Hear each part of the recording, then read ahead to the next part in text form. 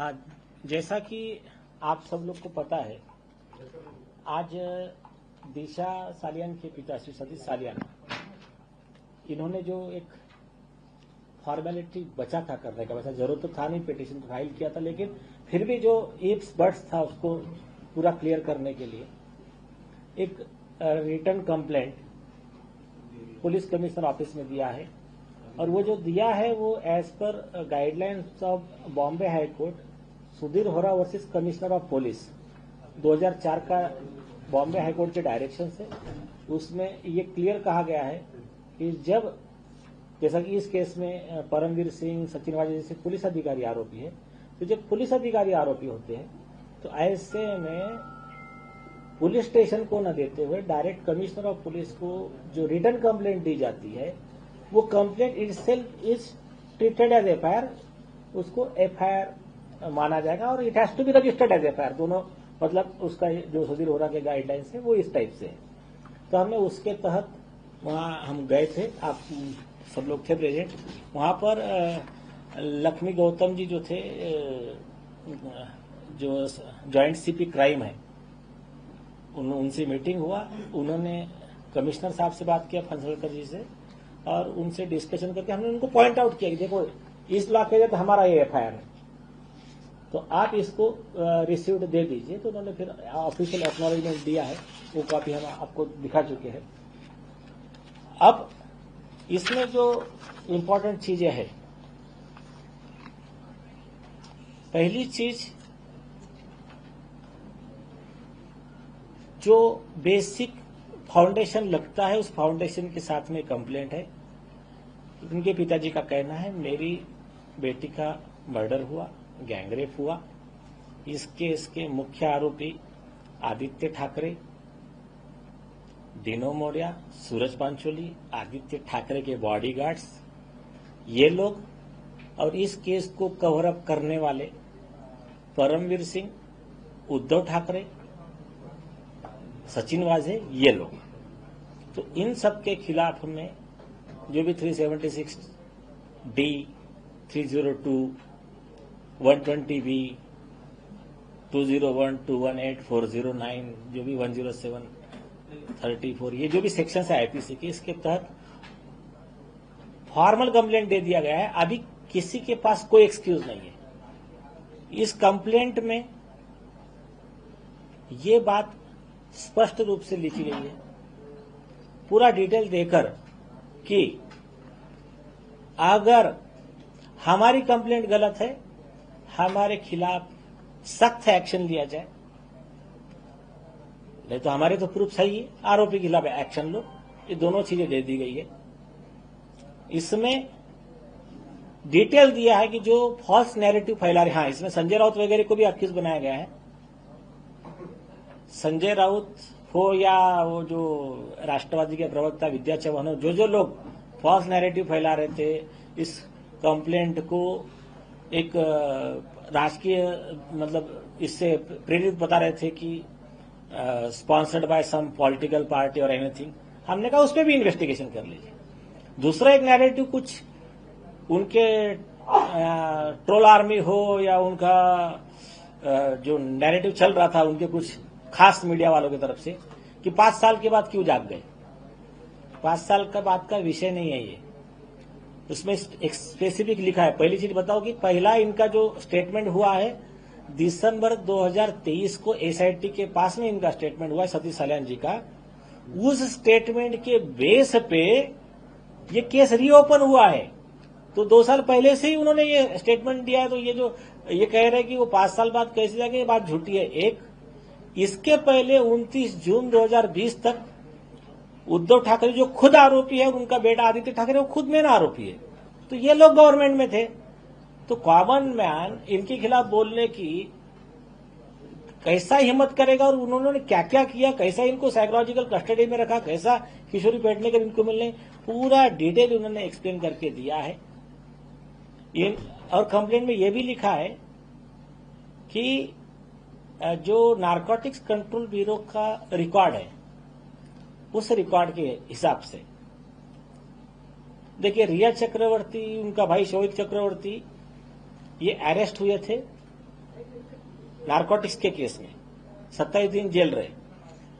उसके बारे में जो झूठा नैरेटिव फैला रहे वो एडवोकेट सतीश माने शिंदे कि सुशांत के सुसाइड केस में इनको जो क्लीन चिट दे दिया है, तो वो बता रहे हैं कि इनको झूठे केस में 27 दिन अंदर रहना पड़ा और अभी देखो क्लीन चिट मिल गया। ये टोटल मिसलीडिंग स्टेटमेंट है। जिस केस में रिया चक्रवर्ती 27 दिन जेल में थी, वो केस में चार्जशीट फाइल हो चुका है, ट्रायल अभी पेंडिंग है, उसमें कोई क्लीन चिट नहीं मिला है। दूसरी चीज, ये जो सुशांत सिंह राजपूत का जो रिपोर्ट, क्लोजर रिपोर्ट चर्चा में है, उसमें सीबीआई ने पहले ही प्रेस नोट में क्लियर कर दिया, दिशा सालियान के केस का हमने ना कोई इन्वेस्टिगेशन किया, ना हमने किसी को क्लीन चिट दिया। इस केस में रिया चक्रवर्ती भी आरोपी है, ये संजय राउत भी आरोपी है, सभी लोग। अभी ये सब लोग पुलिस को जवाब दे। इसके बाद में एक बहुत इंपॉर्टेंट विषय, नारकोटिक्स कंट्रोल ब्यूरो ने रिया चक्रवर्ती को कस्टडी में लिया, उसके व्हाट्सएप चैट रिकवर किए, बहुत ही important chats between Rhea Chakraborty and Aaditya Thackeray वो रिकॉर्ड पे आए। मतलब कहा इन्होंने डिलीट कर दिए थे, इसने फोन छिपा दिया था, एनसीबी ने वो फोन रिकवर किया और फोरेंसिक से वो चैट रिकवर की। उसके बाद में अब इंपॉर्टेंट जो चीज है, जो फोटोज मैंने आपको भेजे हैं,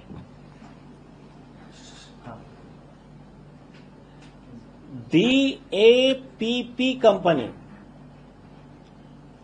आपको मालूम होगा ये समीर खान की कंपनी है। DAPP कंपनी को ड्रग्स के अवैध बिजनेस के लिए कंपनी को अक्यूज बनाया किसने? नारकोटिक कंट्रोल ब्यूरो ने। वानखेड़े साहब की टीम थी। उसके इन्वेस्टिगेशन में और अदर एक क्राइम है, समझो crime number 03 of 2021, crime number 50 of 2020, 15 of 2020 and 16 of 2020, ये 3 क्राइम नंबर है। आप लोग जाके एनसीबी से इसका जवाब पूछ लेना। इन तीनों केस के रिकॉर्ड क्या कहते हैं? एनसीबी सर्विलेंस पे फोन रखती है डीनो मौर्या का, Aditya Thackeray and other group का। उस फोन में जो इनका फोन रिकॉर्डिंग ऑन रिकॉर्ड पाया जाता है, तो ये आदित्य ठाकरे ड्रग्स का बिजनेस करता है, ये ऑन रिकॉर्ड है। दूसरा, ये खुद प्रोहिबिटेड हाइड्रोपोनिक वीड का सेवन करता है, ये ऑन रिकॉर्ड है एनसीबी के। जब इस केस में सेकंड चार्जशीट फाइल करने के लिए समीर वानखेड़े साहब तैयारी करते हैं, तो ये आरोपी लोग पूरा एक्टिव होके उनकी ट्रांसफर करा देते हैं, जिस ट्रांसफर को कोर्ट इलीगल ठहराता है और उनको वापस मुंबई रिइंस्टेट करता है। तो इस केस का इंपॉर्टेंट पहलू यह है कि ये ड्रग्स के बिजनेस वाले आरोपी आदित्य ठाकरे, इनके अवैध धंधे, अवैध बिजनेस और कुछ चीजें जो ऐसी हुई जिसकी विटनेस दिशा बनी, जिसके वजह से इन लोगों ने दिशा का गैंगरेप और मर्डर किया। अब उसमें से ये फोटो और कुछ कड़ियां कैसी जुड़ती है मैं बताता हूं। ये ड्रग्स के बिजनेस का इनका सिंडिकेट और दिशा के गैंगरेप और मर्डर के आरोपी। अभी आप नाम देखते जाइए। आपको जो फोटो भेजे हैं, समीर खान के साथ में उनके DAPP कंपनी में रेगुलर साथ में रहने वाले लोग कौन है? Number 1 Aditya Thackeray, number 2 Dino Maurya, number 3 सूरज पंचोली। 2 और फोटो है। एक फोटो और है, सपोज एक अरबाज खान के साथ में उनका फोटो है, एक फोटो है अर्जुन रामपाल का। अभी इसमें से कितने फोटो के कितने प्रूफ सरकारी रिकॉर्ड पे, ये आप एनसीबी से पूछ लीजिए। एक इंपॉर्टेंट क्लू मैं और देता हूं। एक बड़े आरोपी के घर पे रेड होती है एनसीबी की, समीर वानखेड़े साहब की टीम जाती है, उस रेड में ड्रग्स मिलता है। ड्रग्स मिलने के बाद में ऊपर से कुछ इंस्ट्रक्शन आते हैं और कहा जाता है कि आरोपी को छोड़ दो। इंस्ट्रक्शन देने वाला कौन और लेन देन कितने का, और यही आरोपी जो ये ड्रग्स के बिजनेस में आपको दिख रहे सिंडिकेट में साथ में, यही आरोपी उस मर्डर में आरोपी है। अब इसके और दो एडिशनल पहलू है जो लास्ट टाइम हमने डिस्कस नहीं किए थे। आपने कंप्लेंट में अगर देखा होगा तो स्टीव पिंटो करके दिशा सालियान के एक फ्रेंड है, ये बहुत ही इंपॉर्टेंट है। अभी इसमें नाम आ रहा है स्टीव पिंटो के ट्वीट में एकता कपूर का, तो अभी मैं बता रहा हूं, देखिए। वो जो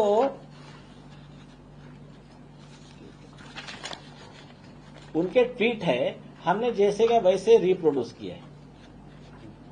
ये है पेज नंबर 30, ये ट्वीट्स है स्टीव पिंटो के। ये ट्वीट में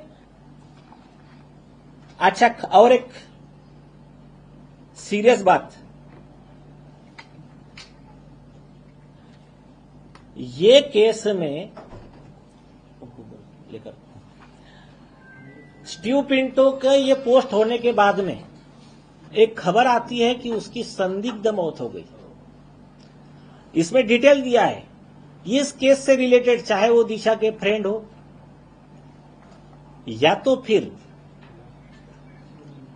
गवाह हो, ऐसे 10 लोगों की अननेचुरल डेथ हुई है, किसी की मौत हुई है, किसी को एक्सीडेंट दिखाया है, कोई तो गायब है। तो वो डिटेल्स हमने, वो जो न्यूज है वो मेंशन किया है। अब स्टीव पिंटो के ट्वीट में क्या लिखा है,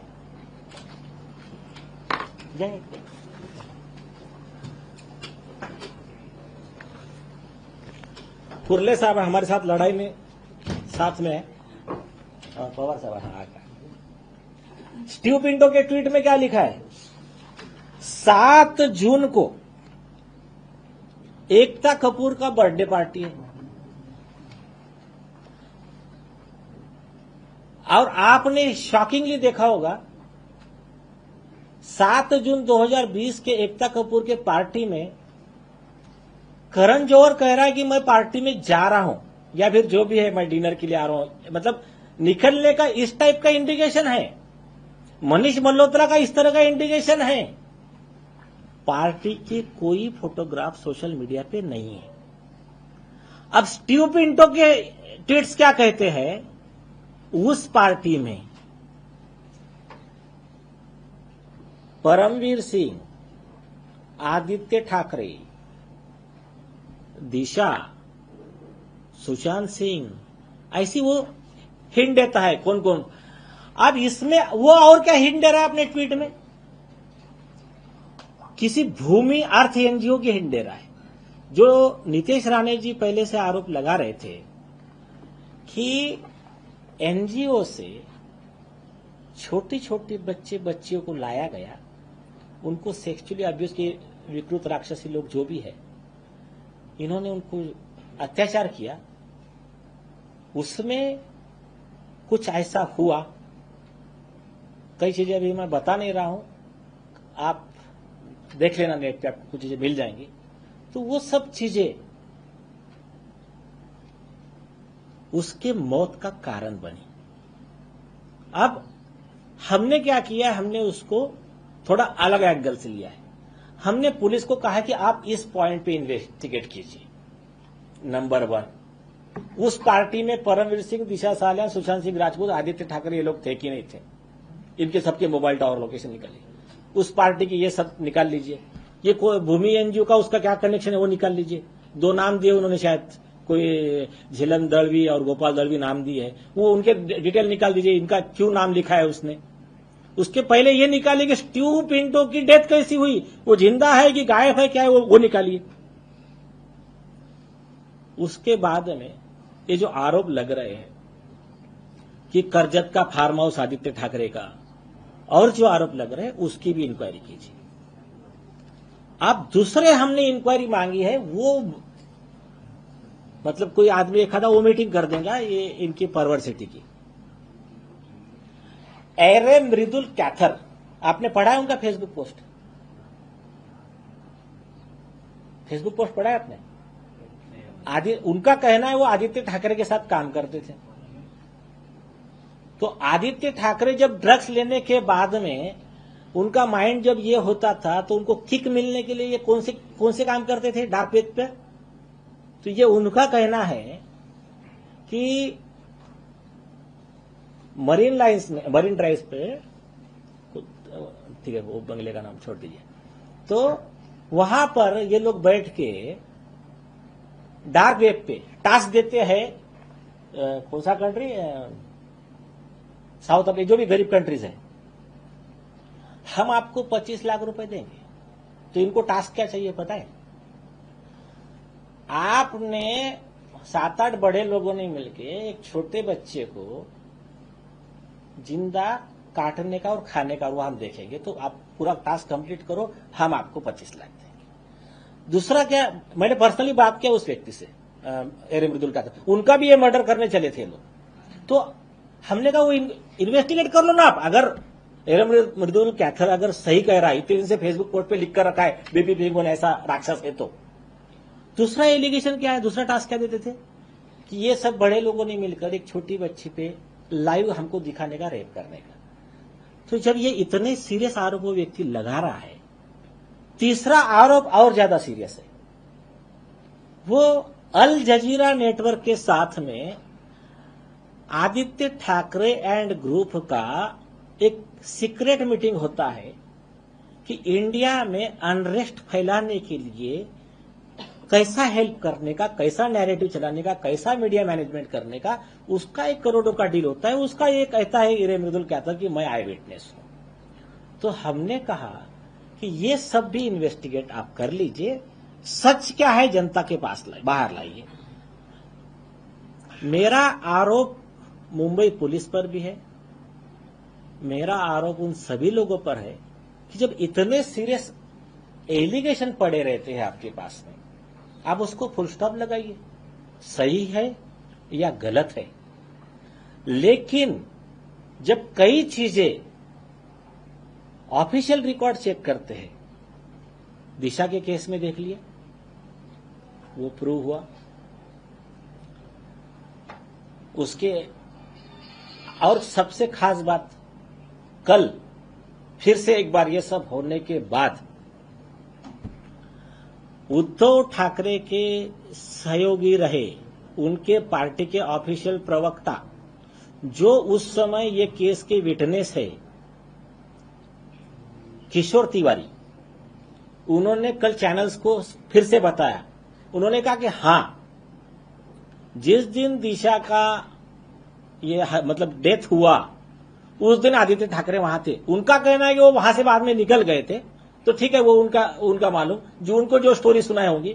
लेकिन उन्होंने कहा कि हमने हमारा सोर्स यूज करके पुलिस को मैनेज करके उनको बचाया, नहीं तो अरेस्ट हो जाते। ये उनका इंटरव्यू अवेलेबल है मीडिया में।